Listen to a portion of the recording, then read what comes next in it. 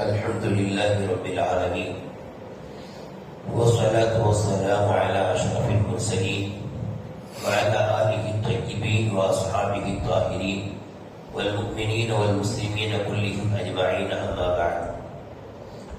قال الله سبحانه وتعالى في كلامه القديم: أعوذ بالله من الشيطان الرجيم. بسم الله الرحمن الرحيم. يا أيها الذين آمنوا لا تكونوا كالذين آذوا موسى فبرأه الله مما قالوا وكان عند الله وجيها. آمنا بالله صدق الله مولانا العظيم. கண்ணியத்திற்கும் மிகுந்த மரியாதைக்கும் உரித்தான மேலான பெரியவர்களே, பாசத்திற்குரிய சகோதரர்களே, கண்மணி நாயகம் ஸல்லல்லாஹு அலைஹி வஸல்லம் அவர்களின் கண்ணியமான உம்மத்துமார்களே, இன்று ஓதிய சுபகிலே ஓதிய வசனங்களில் பெரும்பாலான ஆயத்துகளில் அல்லாஹ் ரப்பல் ஆலமீன் நமது நாயகம் ஸல்லல்லாஹு அலைஹி வஸல்லம் அவர்களுடன் நாம் நடந்து கொள்ள வேண்டிய ஒழுக்கமான நடைமுறைகளை பற்றி அல்லாஹ் பேசுகிறார். அற்புதமான பல வசனங்கள். ஒரு வசனத்தில் அல்லாஹ் சொல்லுகிற போது, பெருமானார் ஸல்லல்லாஹு அலைஹி வஸல்லம் அவர்கள் உங்களை விருந்திற்கு அழைத்தால், அவர் வீட்டிற்கு நீங்கள் விருந்துக்கு போனால், உணவு தயாராகும் முன்பு அங்கே சென்று அமர்ந்திருக்காதீர்கள். உணவு உண்ட பின்பு அங்கே அமர்ந்து பேசிக் கொண்டிருக்காதீர்கள். உங்களை அவர்கள் வெளியிலே போக சொல்ல வெட்கப்படுவார்கள். அல்லாஹ் வெட்கப்படுவதில்லை. அங்கே நீங்கள் உணவு உண்டு முடித்து விட்டால் உடனே வெளியிலே வந்து விடுங்கள். அல்லாஹ்வுடைய ரசூலை நீங்கள் நோவினைப்படுத்துவது என்பது உங்களுக்கு அனுமதி இல்லை என்று அல்லாஹ் ஒரு வசனத்தில் பேசுகிறார். இன்னொரு வசனத்தில் மாணவியின் மீது அல்லாஹ்வும் மலக்குமார்களும் ஸலவாத்து சொல்கிறார்கள், முஃமின்களே நீங்களும் ஸலவாத்தும் ஸலாமும் சொல்லுங்கள் என்று நம்மை பார்த்து பெருமானாரின் மீது ஸலவாத் அதிகம் சொல்வதை அல்லாஹ் நமக்கு தூண்டுகிறார். அது ஒரு தனி சப்ஜெக்ட். மாணவியின் மீது ஸலவாத்தை நாம் எவ்வளவு அதிகமாக ஓதுகிறோமோ அவ்வளவு பெரும் பாக்கியங்கள் அடைவோம் என்பது தனி சப்ஜெக்ட். ஆனால் இன்று ஓதிய வசனத்தில் அதுவும் வந்தது. இன்னல்லாஹ வ மலாயிகத்துஹு யுஸல்லூன அலன் நபி.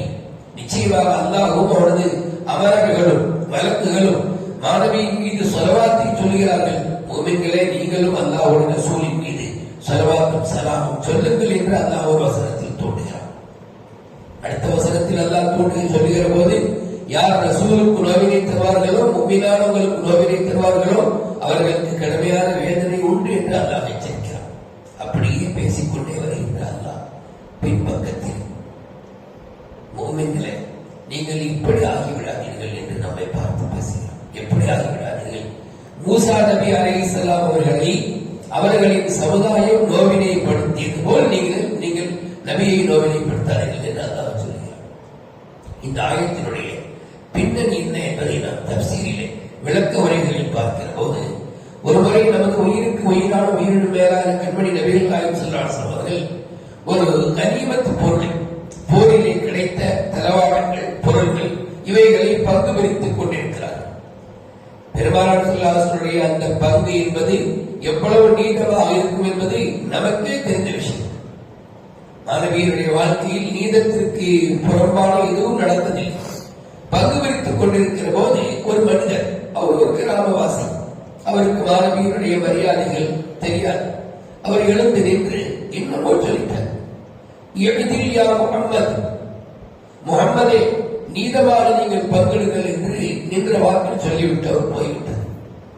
நபி ஸல்லல்லாஹு அலைஹி வஸல்லம் சொன்னாங்க, இந்த போகிறாங்க, இவர் இஸ்லாத்தினுடைய மதிப்பை, மரியாதையை, நபியினுடைய கண்ணியத்தை தெரியாத மனிதர். இவருடைய அந்த சந்ததியில சிலர் உருவாகுவார்கள், அவர்கள் தீனை விட்டு மிக சீக்கிரமாக வெளியாகுவார்கள் என்று நபி ஸல்லல்லாஹு அலைஹி வஸல்லம் அந்த போற நபரை பார்த்து சொன்னார். அப்ப நபி ஸல்லல்லாஹு அலைஹி வஸல்லம் சொன்னாங்க, இதுவெல்லாம் பரவாயில்லை, அதாவது இவர்கள் என்னை பார்த்து சொன்ன அந்த வார்த்தை. அப்ப நபி அவங்க சொல்லவும் செஞ்சார், இல்லம் அஅதில் ஃபமை யஅதில், நான் நீதமாக நடக்காவிட்டால் வேறு யார் நீதமாக நடப்பார்கள்? நான் தானே இந்த உம்மத்திற்கான முன்மாதிரி, தலைவன். நான் நீதமாக நடக்காவிட்டால் எப்படி என்னுடைய உம்மத்தில் மற்றவர்கள் நீதமாக நடப்பார்கள் என்ற கருத்தில் கேட்டதாகவும் ஹதீஸிலே தஃசீரிலே காண கிடைக்கும். அப்ப அப்ப ஹஜ்ரத் ரசூல் ஸல்லல்லாஹு அலைஹி வஸல்லம் சொன்னாங்க, நான் பரவாயில்லை, ஆனால் மூசா அலைஹிஸ்ஸலாம் அவர்கள் இதை விட அதிகமாக நோவினைப்படுத்தப்பட்டார்கள் அப்படின்னு சொன்ன போது அல்லாஹ் இந்த ஆயத்தை இறக்குறான், யா அய்யுஹல்லதீன ஆமனூ லா தகூனூ கல்லதீன ஆதவ மூசா. மூசா நபி அவருடைய சமுதாயம் நோவினைப்படுத்தியது போல நீங்கள் இந்த நபியுடன் நடந்து கொள்ளாதீர்கள் நபியுடன் என்று அல்லாஹ் சொன்னார். அவங்க என்ன நோவினைப்படுத்தினாங்க? மூசா அலைஹிஸ்ஸலாம் காலத்துல அவர்கள் அங்கே ஒரு ஆற்றிலே குளிப்பார்கள். அந்த ஊர் மக்களுடைய பழக்கம் ஆற்றிலே குளிக்கிற போது ஆடையிட்டு குளிப்பார்கள். மூசா அலைஹிஸ்ஸலாம் அவர்கள் மாத்திரம் கொஞ்சம் தனியாக சென்று இந்த மக்களோடு கலந்து நின்று குளிக்காமல் கொஞ்சம் தூரத்திலே சென்று ஒரு பாறையின் மீது தன்னுடைய ஆடையை கலட்டி வைத்து விட்டு உள்ளே குளித்து விட்டு அப்படியே வெளியில் வரும்போது ஆடையுடன் வருவார்கள்.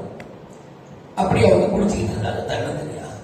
இந்த பனி இஸ்ராயேல் இருக்காங்க, இவங்க ஏற்கனவே அந்த யூதர்கள் தான், வேற யாரும் இல்லை. அவங்களுக்கு என்னன்னா, ஏன் இவர் தனியா குளிக்கிறார், ஏன் இவர் தனியா குளிக்கிறார் சொல்லி அவங்களுக்குள்ள பேசி பேசி பேசி இவருக்கு ஏதோ ஒரு வியாதி இருக்குது, அந்த வீக்கம் இருக்குதுன்னு சொல்லி பேசினார். அவருடைய அந்த பிறப்புறுப்பிலே ஏதேனும் வீக்கம் இருக்கிறது என்று சொல்லி பேசிவிட்டார்கள். பேசினா அவங்களுக்கு தான் தெரியுமே ஒரு செய்தி எவ்வளவு வேகமாக பரவும் என்று. அப்படியே பரவிச்சு எல்லா பகுதியில் எங்க பார்த்தாலும் மூசா அலைஹிஸ்ஸலாம் போகும்போதெல்லாம் இப்படி இருக்காங்கன்னு சொல்லி பேசுறாங்க. ஒரு நபி அல்லாஹ்விடத்தில் பேசிய நபி, எந்த நபிக்கும் கிடைக்காத ரசூல் ஸல்லல்லாஹு அலைஹி வஸல்லம் தவிர்த்து வேற எந்த நபிக்கும் கிடைக்காத ஒரு பாக்கியம் அல்லாஹ்வோடு பேசுகின்ற ஒரு வாய்ப்பு மூசா அலைஹிஸ்ஸலாம் அடிக்கடி பேசியிருக்கிறாங்க. தூர்சினா மலையில நின்று அல்லாஹ்விடத்தில் பேசியிருக்கிறார்கள். அப்படி பாக்கியம் பெற்ற நபி. அந்த நபியை நோவினைப்படுத்தும் போது எவ்வளவு வருத்தமா இருக்கும், அதையெல்லாம் தாங்கிக் கொண்டே போனார்கள். ஆனால் படைத்த ரப்புல் ஆலமீனுக்கு அது தாங்க முடியல.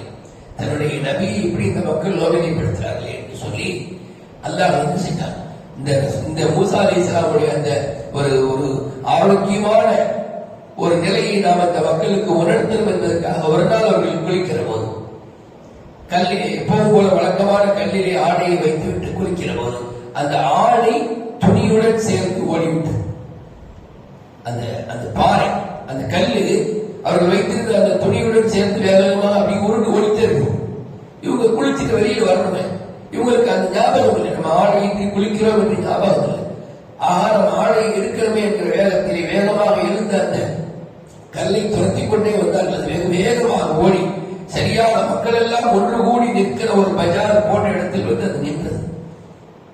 இவங்க வந்து என்ன செஞ்சாங்க, அந்த ஆடை வேகமாக எடுத்து தன்னுடைய அந்த மறைவிடங்களை மறைத்து விட்டு தன் கையில் வைத்திருந்த அசாவா அந்த கல்லை அடி அடி என்று அடித்தார்கள். எப்படி நீ என்னுடைய ஆடை எடுத்து வரலாம், என்னை மானபங்கப்படுத்தி விட்டாய், என்ன அப்படி செஞ்சுட்டு இப்படி செஞ்சுட்டு என்று அந்த கோபத்தை எல்லாம் கல்லிலே காட்டினார்கள்.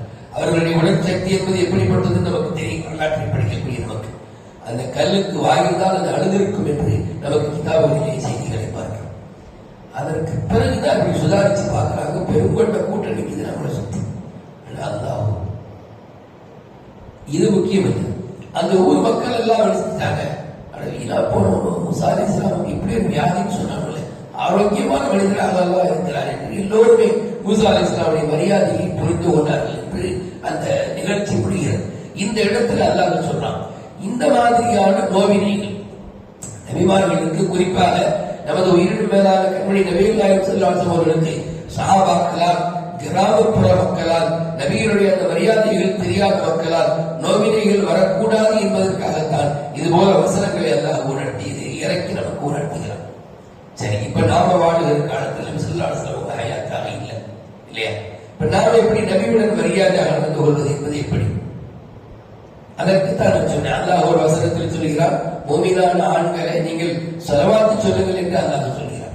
இப்பொழுது நாம நபியவர்களுக்கு செலுத்த வேண்டிய தனிப்பெரும் மரியாதை என்பது எப்பொழுது பெருமானாருடைய பெயரை நாம் காதிலே கேட்டால் ஸல்லல்லாஹு அலைஹி வஸல்லம், இது மரியாதை. நம்ம ஹஜ்ஜுக்கோ உம்ராவுக்கோ போனால் அங்கே நம்ம அந்த மாணவியினுடைய தர்பாரில் மஸ்ஜித் நபவியில் இருக்கிற போது அதிர்ந்து பேசாமல், உலக விஷயங்களை பேசாமல் இருப்பது அங்கே நாம் ரசூல் ஸல்லல்லாஹு அலைஹி வஸல்லம் கொடுக்கிற மரியாதை. அந்த மரியாதை இன்னைக்கும் நமக்கும் கடமைதான். அது என்னமோ சஹாபாக்களோட முடிஞ்சு போச்சு அல்ல. ரசூல் ஸல்லல்லாஹு அலைஹி வஸல்லம் பற்றி பேசும்போது நாம அவருடைய வாழ்க்கையில் நடந்த பல விஷயங்கள் அது நமக்கு விளங்காமல் இருக்கலாம், எதனால் இப்படி நடந்துச்சு என்று விளங்காமல் இருக்கலாம். அதற்காக நாம் ஏதேனும் ஒன்றை பேசிடக்கூடாது. முஸ்லிம்களாகிய நாம், நபியை பெற்றிருக்கிற நாம், நபியினுடைய மரியாதையை விளங்கிக் கொண்டு ஏதேனும் காரணம் இருக்கலாம், உதாரணமாக கண்மணி முகமது ரசூலுல்லாஹி ஸல்லல்லாஹு அலைஹி அவர்கள் பலகார மனம் பொய்த்துள்ளார்கள். இதனுடைய ஹிக்மத், இதனுடைய நுணுக்கம் கிதாபுகளிலே எண்ணிலடங்காமல் காண கிடைக்கிறது. எதனால் அப்படி முடிச்சாருன்னு சொல்லி நமக்கு விளங்கலன்னு சொன்னால் நாம் அதற்காக ஏதேனும் பேசிவிடக் கூடாது. யாரேனும் நம்மிடத்தில் கேள்வி கேட்டால் கூட அதற்கான பதில் நமக்கு தெரிந்தால் கண்ணியமாக கொடுக்க வேண்டும். இல்லை என்றால் அறிஞர் பெருமக்களிடத்திலே கேட்டவர்களுக்கு பதிலளிக்க வேண்டும். காரணம், மாணவியருடைய மரியாதை ரொம்ப முக்கியம். அதிலே நாம் சற்று கவனக்குறைவாக இருந்தாலும் நம்முடைய ஆகரத்தை கேள்விக்குறியாக ஆகிவிடும். அல்லாஹ் சொல்கிறானா இல்லையா, அல்லாஹ்வுடைய ரசூலை நோவினை படுத்துவது உங்களுக்கு கொஞ்சமும் அனுமதி இல்லை என்று அல்லாஹ் சொல்லுகிறார். ஆனா சாதாரணமாக வீட்டுக்கு வந்து விருந்து சாப்பிட்டுட்டு உட்கார்ந்துட்டே இருக்கிறாங்க சாபாக்கள், போக காணும். நபிக்கு தனிமை கிடைக்காம இருக்குது.